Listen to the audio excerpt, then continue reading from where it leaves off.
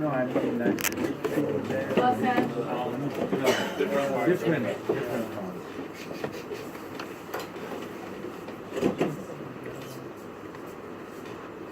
And everyone married or not married? That's a big problem. Los Angeles problem. I don't know why. Mashhadi or no.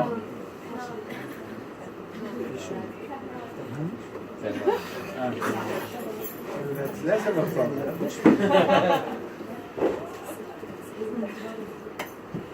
Okay, so what would you like me to see?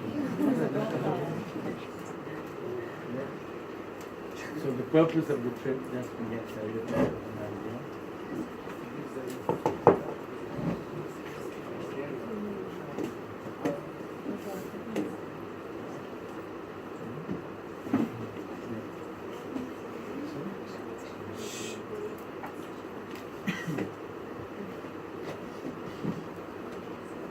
A few weeks ago, we read the parasha about Moshe sending out the spies to spy out the land.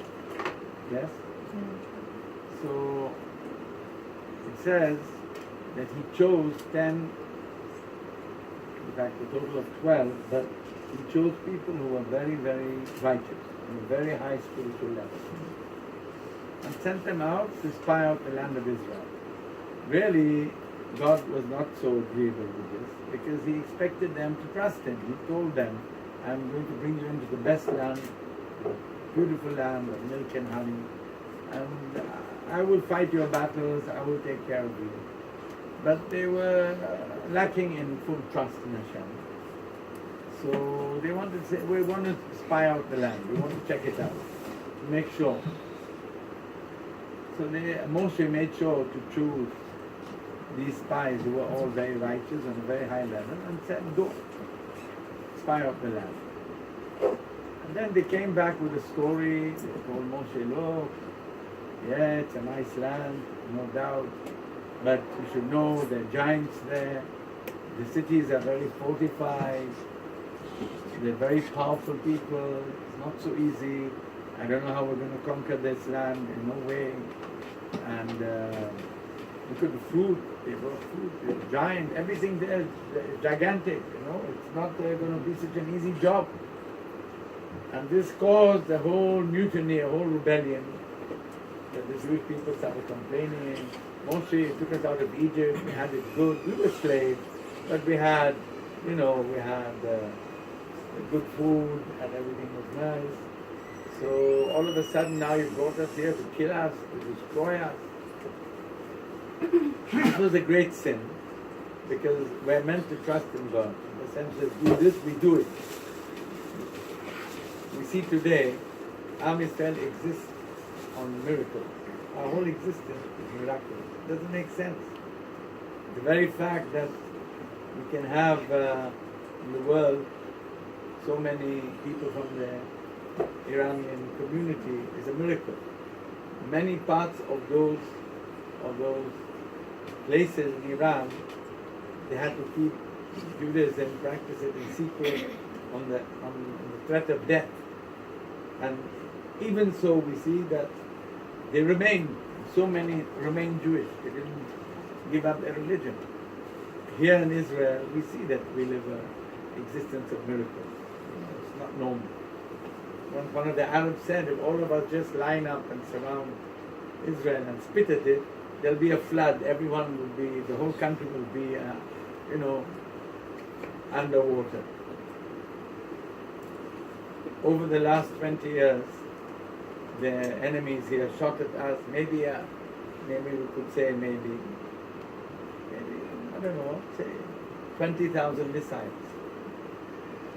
20,000 missiles, of them, 98% hit empty spaces. The radio says, Shetach Patua. Shetach means empty space.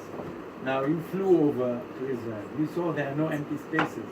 The whole land is a tiny little strip of land like this, all built up. Where are the empty spaces? So they said, no, but they don't know how to aim correctly. All right, you know what? Let them aim for the empty spaces. They're going to hit the towns. And here they're aiming for the towns and hitting empty spaces. And of the 2% that hit homes or something, even sometimes school. So they tell us, 5 minutes before the rocket hit the place, everyone went out for a pita falafel. No one was at home. No one was at home. I don't know if all these years, if there was 1 or 2 cases of a fatal incident of someone being killed by one of these rockets. So we see the miracles. This is impossible to happen. Go and ask any professor in statistics, he'll tell you this is a 1 in a billion chance that such a thing can happen. 20,000 missiles they're shooting, and all of them landing all over everywhere else except where they wanted to land. So we live on miracles. But the Jewish people at that time, they didn't have this, they didn't have the faith, they didn't trust. And then they were punished, very, very heavy punishment from Hashem. Hashem told them, you're not going to come into Israel. All of you will remain in the wilderness. They will die in the wilderness. And your children, I'm forgiving the children will enter Israel. Okay. Now, why did Moshe choose these righteous people? What was his intention? His intention was that people who are spiritual, when they go into the land of Israel, which is a spiritual land, it is a holy land. Even the non-Jews call this the Holy Land. The Christians, the Muslims, everyone calls this the Holy Land. So he was sure that they would be able to see and appreciate the special aspects of the land, that it's a holy land, that Hashem looks down upon it and takes care over it, and that it belongs for sure to Am Israel. And that this is our place. We've seen the miracles Hashem has already done. His credit is good with us. He took us out of Egypt, 10 plagues, 10 miracles. He split the Red Sea.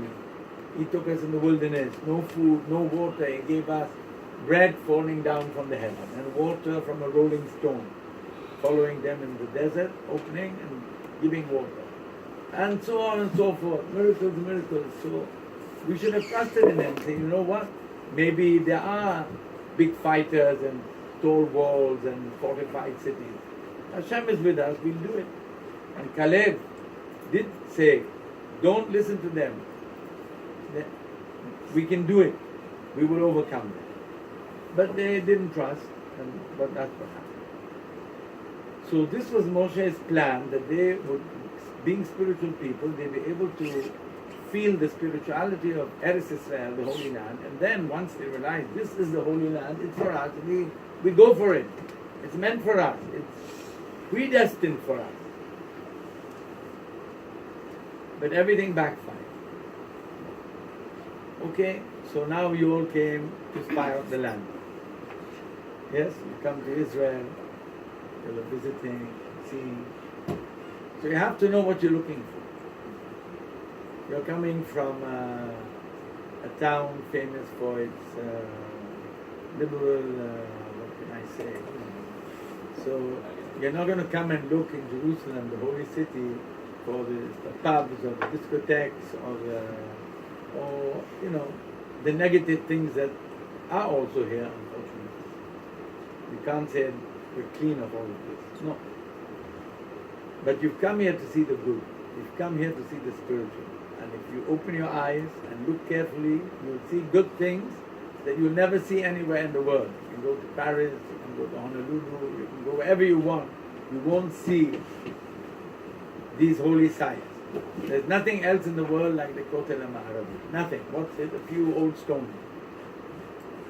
When they destroyed the temple, as much as they tried to destroy the Kotel, they couldn't do it. And then for more than 1,000 years, the Christians made it an agenda to somehow break it down, and they couldn't. Eventually, their priest decreed that everyone who lived in Jerusalem must bring all his garbage and throw it on the wall. And when eventually the Jewish people, the 6-day war, when they captured the old city of Jerusalem, it took them weeks to dig down layers of garbage which was all the way up. For 1,000 years they're throwing garbage on the Torah. David HaMelech says in Tehillim, "Bul'u b'tuv Yerushalayim." Look at the good of Jerusalem. Look at the positive things. Look at the holiness. You have here big rabbis, holy men. You have here the holy places. You have great institutions of Torah.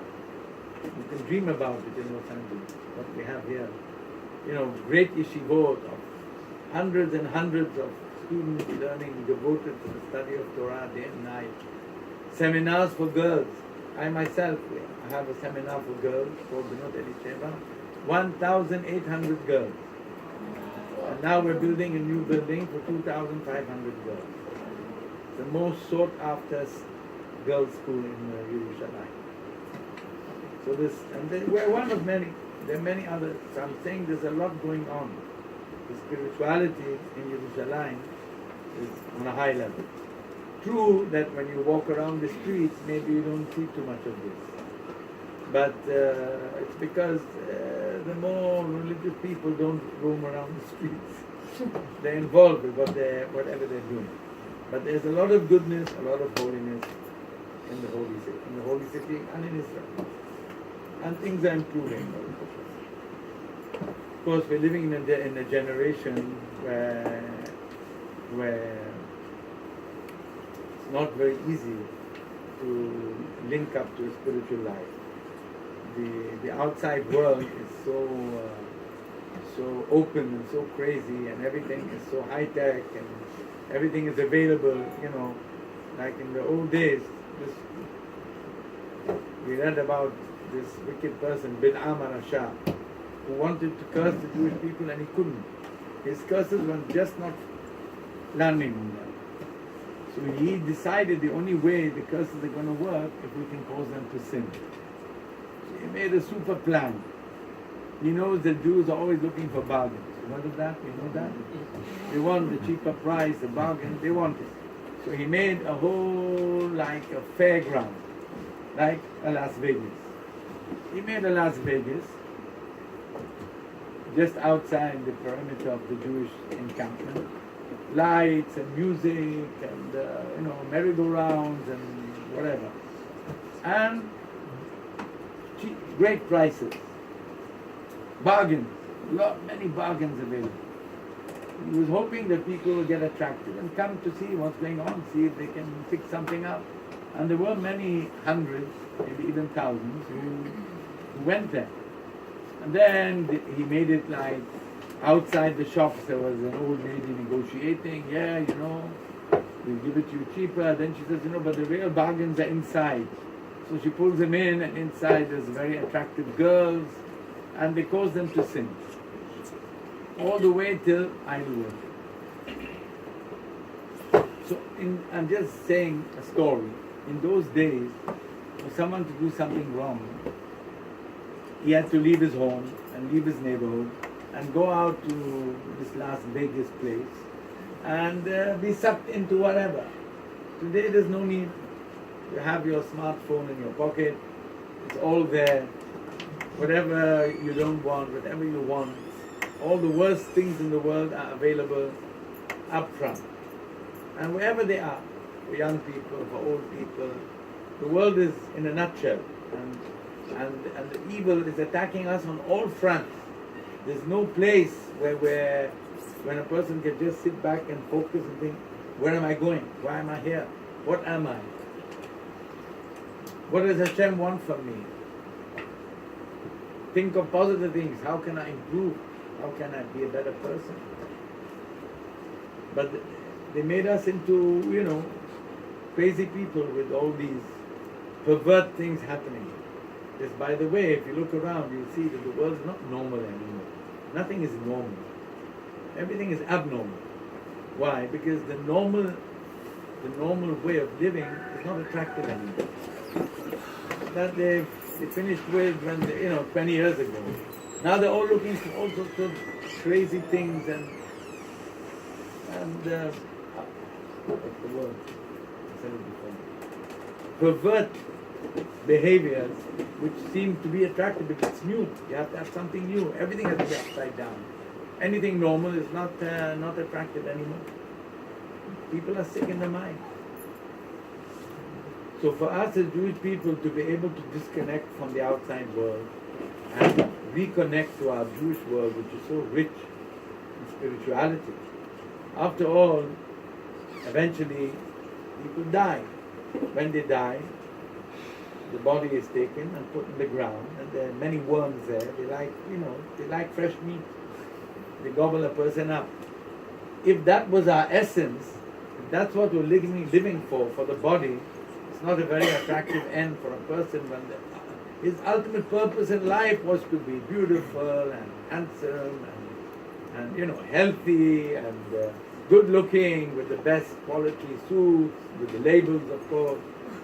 Although everything comes from the same factory in China, but it labels.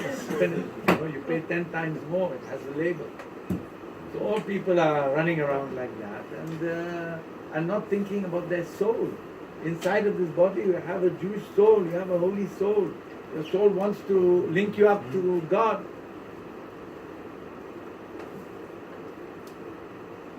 Once, about maybe 35 years ago, so there was a group of kids, Israeli kids from the kibbutzim who were brought up completely irreligious. Not only irreligious, anti-religious. They bring them up brainwashed to be anti-religious. But, people when they have holidays, they go for trips, they want to see a different side of the world. So for example, let's say religious people in Jerusalem. So when there's a holiday period, where they're going to take their children? Where will they go? They go to the zoo. It's interesting to see animals, lion, tiger, bear. They go to the zoo.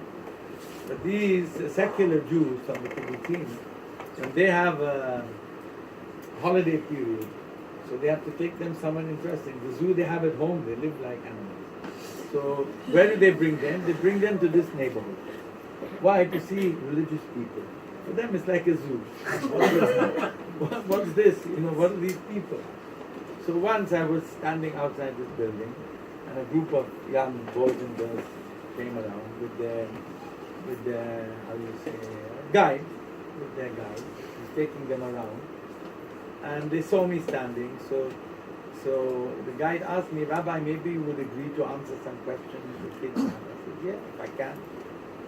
So I said, what's the question? So they asked, look, as religious people, you believe that there is a soul. But can you prove it? Can you prove that we really have a soul? Who says? I said, maybe I can, I'll try. Okay. So I asked these kids, I said, tell me, if you go to a party, you like it? Yeah. Why? Music, dancing, food, wonderful.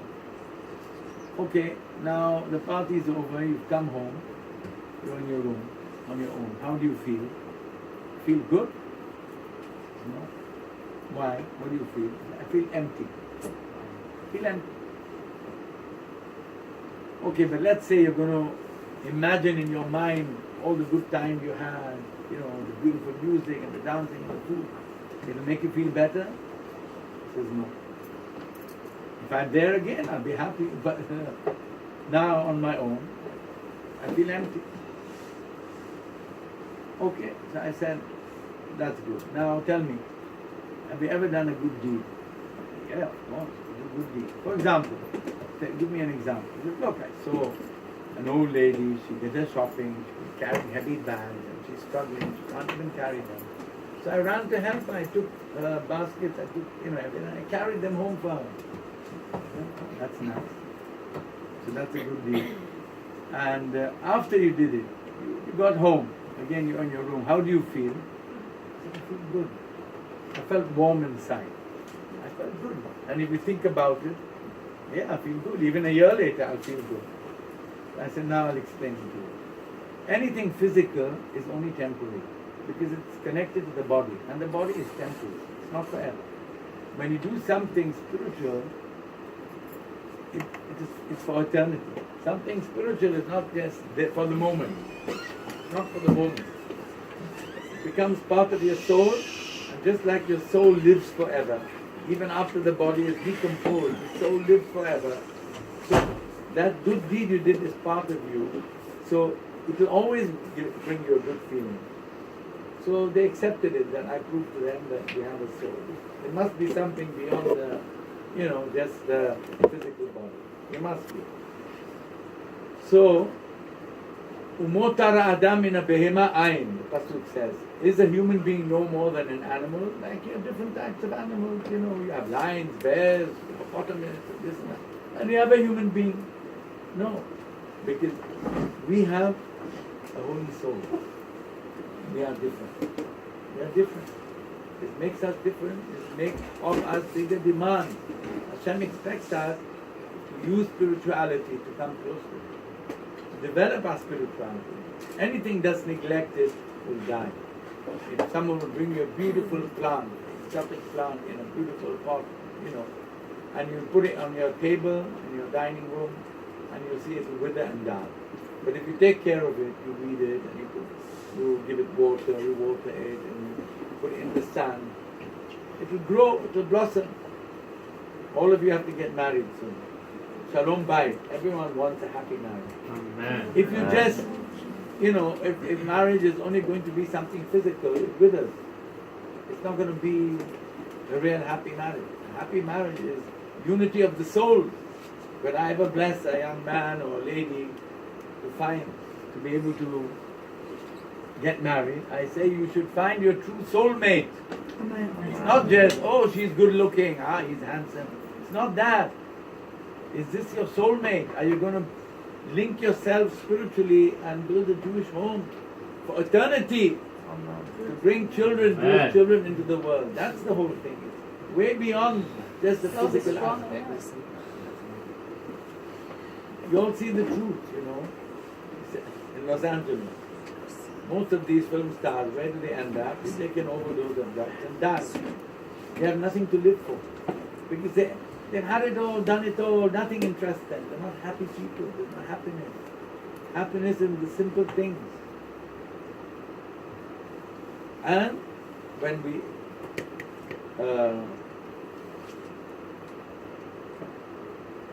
bring spirituality into our relationships, into our homes, into our dealings, into everything we do, that's the best part of us.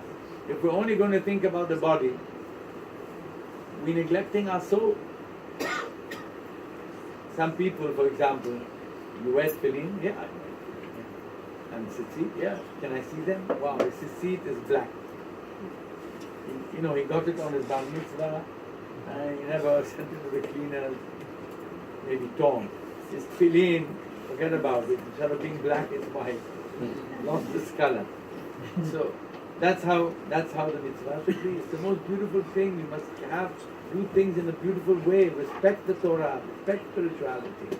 His suit and his shoes have to be polished and shiny and meticulous and wow. Everything has to be, the body things are 100% and the spiritual things are neglected. So when you come to Yerushalayim, you're now coming face to face with spirituality. You're seeing the truth. This is the truth. This is the truth. The truth is spirituality. There's so much of it. You've seen a drop in the ocean. There's much, much, much more. I wish I could invite you all to Shabbat by me. And you'll see what the Shabbat is and what the singing is and what goes on in the Jewish life. You'll be so happy to see this. I wish you all homes full of that type of light. Amen. So this is like for you all opening up a window, deep into the world of spirituality. Take the message with you. You're good spies. Look what it's all about. Take the real essence of being in the holy country of Eretz Israel and take it with you and go and grow and grow. It's not just a one-time thing. It's not just like some people, they see something very exciting and they get very, worked up and then they forget about it, it's gone. No, something happened here, there was an impression made, take it with you and develop it. Develop it. I want to just say something very short. When Hashem told Abraham to go into the land of Israel, he said to him, look at the land from where you're standing, and then he said to him, walk into the land and walk across the land. So the question is, if anyway you're going into the land, you're walking across it, what was the significance of looking at it? Doesn't make much sense. You're there, of course, you're walking around, you're seeing. Similarly, we see Moshe Rabbeinu prayed 515 separate prayers to God, begging of Him, let me go into the land of Israel. And Hashem didn't allow. He said, "Everana ve'er'eh." Let me walk into the land and let me see. Also, He's saying two things: to walk and to see. Why do we need both? The answer is like this. In the Torah, everything has a way of acquiring ownership. Certain things, even if you've done the monetary transaction, you have to say, lift it up, the sign of acquiring. Lift it up. Other things, like if you buy a cow, you have to pull it along, you pace it, you acquire it. After paying. Land, you have to walk around it, like an owner behaves. When you bought the land, walk around it. That's in the way of acquiring land according to the Torah. How many times do you walk around it? Once is enough. So Hashem told Abraham, walk into the land, walk around it. Make your kinyan, your acquisition. That's the process of acquisition. The physical acquisition of Eretz Israel, which is like a chunk of land in Manhattan or a chunk of land in California, doesn't make a difference. The physical is walk around it. But the spiritual connection, look. That's why Hashem told me to look. Because when you buy a piece of Eretz Israel, it's not just another chunk of land. It's something spiritual as well. By looking, you acquire the spirituality. That's why Hashem told him to look. And that's why Moshe Rabbeinu said, Hashem, let me walk into the land and let me look. He says, no, you're not going to walk in. I'll let you look. You took him up the mountain, look. You can look. He made the spiritual connection for us. I say, there's a halakha, B'ezrat Hashem, all of you should be able to fulfill this halakha soon. When the Hatan and the Kala under the Chuppah. Amen. Okay? And the Hatan is now putting the ring on the Kala's finger. You do it with money or with a ring? With a ring. Ring, okay. No, the Syrians do it with money. So when you put the ring on her finger, the halakha is, you must look at it. You must look at her. So some say, you want to make sure Lavan switched around two daughters, maybe someone did something here. No, you want to make sure she's the right. That's not the real reason. What's the real reason? When you acquire a wife, you're putting the ring, becoming your wife, this is not just something physical, something spiritual. Like buying a piece of land in Eretz Israel. You're acquiring a connection with spirituality. Your wife is also a spiritual entity. To make the spiritual connection, you have to look at her. So you're making both connections. The physical by giving her the ring, and the spiritual by looking at her. So we see how this concept should be with us in our life. We are Jews, we have a holy soul, we have to put the soul above everything else. This is the most important thing, our soul, and live a more spiritual life. People don't understand, what do we need all these mitzvot for, what do we need Shabbat for? You know what, I have to end now, I have a shiur, but I can, just one quick story. If you're going to tell someone who never kept Shabbat, and you tell them this is Shabbat, oof, what the most beautiful day you can imagine. Yeah, what's so beautiful? Well, when Shabbat, we go to the shul, then we come home, then we have dinner, then we sing a bit, talk a bit, then we go to sleep, then we wake up in the morning, and we go back to shul, and then we come home, we make kiddush, and again we eat a bit, and then we sing a bit, and then we rest again, and then again we go to shul. So what's the big deal? What's so special? Doesn't make sense. All right? Doesn't make sense. But if you live it, then you'll understand. It's spiritual. you'll suddenly, all of a sudden, see the beauty in it. You'll see how wonderful it is and how you're uplifted and inspired. And you'll understand. So there's certain things that you cannot speak about. One of the rabbis was putting on tefillin and he was laughing. He said, "What are you laughing about?" He said, "Can't you see I'm keeping a mitzvah? I'm putting on tefillin. Shouldn't I laugh?" It's when if you connect that with spirituality, then you're going to feel the happiness in it. You see the beauty in a spiritual life, in a Jewish life. In every little aspect of the Torah, you see beauty. And forget about it. Learning Torah is above it all. The biggest, the most enjoyable thing to do in the world. So I want to give you all a beracha. Hashem should help you all find the right way, go the right way, connect up with the right people, the right spouses. Don't give up. Don't give up. Meaning, sometimes you have a next door neighbor, he's not Jewish, he's a nice guy. No. You want your true soulmate, your soul partner, to marry a Jewish boy, a Jewish girl, and have a home of Torah, mitzvot, things that your forefathers gave their lives for. They were on the pain of death, they wouldn't give up the Torah and the mitzvot. So now that we have the capabilities, we're living in a free world, we can make our own decisions, how much more so that we have to make the right choices. So Hashem should bless you all, be successful, healthy, happy, build happy Jewish homes, have beautiful families, everything of the best. Amen. Hatzlacha u'bracha. Good evening, good night.